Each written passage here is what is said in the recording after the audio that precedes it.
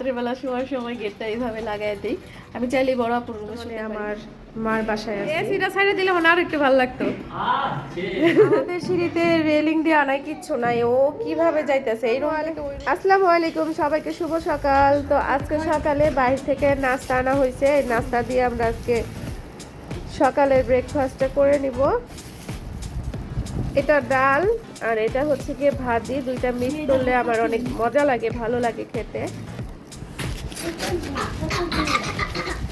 এই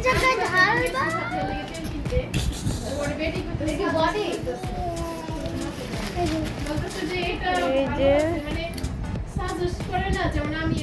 ধুলাবালিতে থেকে আমার প্রচুর ঠান্ডা লেগে গেছে, রাত্রে ঘুমাতে পারি নাই, হালকা পাতলা জ্বরও আসছিল আর নাক দিয়ে অনবরত পানি পড়তেছিল, নাকের ভিতরে টিস্যু দিয়ে রাখছি। যাদের এরকম ঠান্ডা লাগে তারা হয়তো বা বুঝতে পারবেন। আর এখানে চলতেছে ইলাহি কাণ্ড, সে দাঁড়িয়ে দাঁড়িয়ে হিসু করতেছে আর ওদিকে জহুরা খাচ্ছে আর সহি দেখেন টিভি দেখতেছে। মানে এটা কি জানেন, চিড়িয়াঘর। সন্ধ্যা হবে, একটু পরে আজান দিয়ে দিবে, লাইটটা জ্বালাইয়া দেই। আমি আমার মার বাসায় আছি এখন। আমি তো আমার বাসায় যেয়ে দেখে আসি কি অবস্থা, কাজের কত দূর, কেমন যেন পরপর লাগে। নিজের বাসাটা এখন মনে হয় অন্য কারো বাসা। এই যে চলে আসছি আমার বাসায়। ওই যে মেন গেটটা খুলে এই আমার আলমারির সামনে রাখা হয়েছে।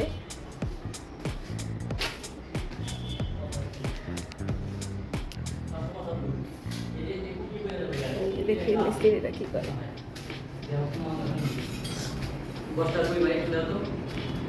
লাইট জ্বালাও।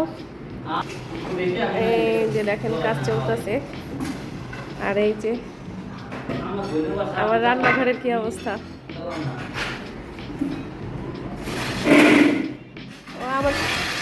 আমার শাশুড়ি করতেছিল, তোমরা ফ্যানটা বন্ধ রাখলে সেটা ভালো হইতো। কত ভিআইপি ভাবে কাজ করতেছে দেখেন। এসিটা ছাইড়ে দিলে মনে আর একটু ভালো লাগতো।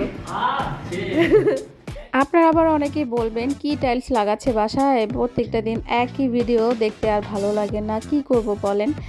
আমার তো আসলে রান্না বান্না নাই এখন, আমি রান্নার ভিডিও দিতে পারবো না, বা আমার বাসার এই হাল রেখে আমি তো বেড়াতেও যেতে পারবো না। তো কি আর করার, যা করি তাই দেখাচ্ছি আপনাদের। বড় আপু আমাদের চা বানাচ্ছে। এই তুমি কি করো একা একা এই রুমে? হ্যাঁ কি, এই যে দেখেন এই বাচ্চাটা ভয়ও পায় না। সিঁড়িতে রেলিং দেওয়া নাই, কিচ্ছু নাই। ও কিভাবে যাইতেছে এই রুমে, সহজে চলে যায়। যেও না, এভাবে যেও না, তুমি পড়ে যাবা। আচ্ছা দেখি আমার বড় আপু কি চা বানাচ্ছে। চলে আসছি বড় আপুর রান্নাঘরে। মাশাআল্লাহ আমাদের চা হয়ে গেছে। উই, চা খাবো না তা কি হয় বলো? ভাত না খেয়ে থাকতে পারবো, চা আমার খেতেই হবে এমন কোনো কথা নাই। আমি ভাত না খেয়েও থাকতে পারি না, চা না খেয়েও থাকতে পারি না। সহিয়ার জোহরার টিচার রাখি নাই বাসায়, শুধু ওদের আরবি সাবজেক্টটা হুজুর রাখছি, সে পড়ায়। তো দুজনকে পড়াতে আমার একটু সময় বেশি লেগে যায় আর দুজনকে বোঝাতেও হয়, তাই ওদেরকে বিকেল থেকে পড়াতে বসাই। আর এই তো সহির বাবা অফিস থেকে চলে আসছে। সে অফিস থেকে বের হওয়ার পর আমাকে ফোন দিছিল কিছু লাগবে নাকি। আমি তাকে বলেছিলাম বিস্কিট লাগবে, চা খেতে বিস্কিট। আমার অবশ্য বিস্কিট লাগে না, আমি মুড়ি দিয়ে খেয়ে ফেলি, কিন্তু বাচ্চারা তো খায়, বাচ্চাদের বিকেলে দুধ দেই, সেই দুধ দিয়ে বিস্কিট খেতে হয়। আর এটা হচ্ছে গিয়ে চকলেট বিস্কিট, এটা আমি অনেক পছন্দ করি। তো চা তো খাওয়া হয়ে গেছে, এখন বাচ্চাদের দিচ্ছি, ওরা বিস্কিট খাবে দুধ দিয়ে। এখন বাজে রাত 1টা। আমার ঘরে টাইলসে পানি দেওয়া হচ্ছে, কারণ মিস্ত্রি বলে গেছে রাত 1টার সময় টাইলসে পানি দিতে। তো টাইলসের চারপাশে পাড়া দিতে পারবো না, শুধু এই মাঝখানে পাড়া দেওয়া যাবে। তা আমি পাড়া দিব না, আপনাদের দেখানোর জন্য প্রথম আমি টাচ করলাম। পানি দিচ্ছি ছেড়ে। বাহিরে ঘুটঘুটে অন্ধকার, সবাই ঘুমাচ্ছে। আমার ঘরের একদম নাজেহাল অবস্থা, কি যে একটা অবস্থা। এই যে গেট লাগাইছি দেখেন, রাত্রেবেলা শোয়ার সময় গেটটা এইভাবে লাগাই দিই। আমি চাইলে বড় আপুর রুমে শুতে পারি, কিন্তু শুভ না, পাশের রুমে শুভ। অনেক ভারী বাবা।